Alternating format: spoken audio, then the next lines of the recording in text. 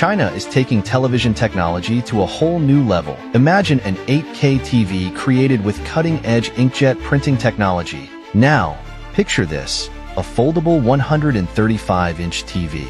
Yes, 135 inches. It's not just a screen. It's a theater that folds up when you're done. Want a cinematic experience? Just unfold it. And here's the ultimate showstopper, the double-sided TV. One screen, two worlds. Watch your favorite show on one side while someone else catches the news on the other. It's futuristic, practical, and undeniably cool. This isn't just the future of entertainment. It's the future of how we live with technology. Maganda siya ha. Maganda yung concept.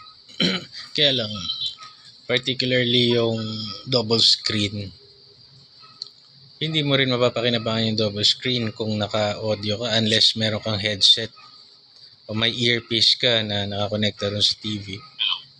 Siguro ganun, no? Dalawang tao na back to back.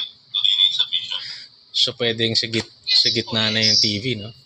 Kung nasa living room ka, nasa gitna yung double screen na TV, tapos merong sofa sa kabila, may sofa rin sa kabila. Pwede rin, pero impressive, pero parang hindi masyadong akma sa akin.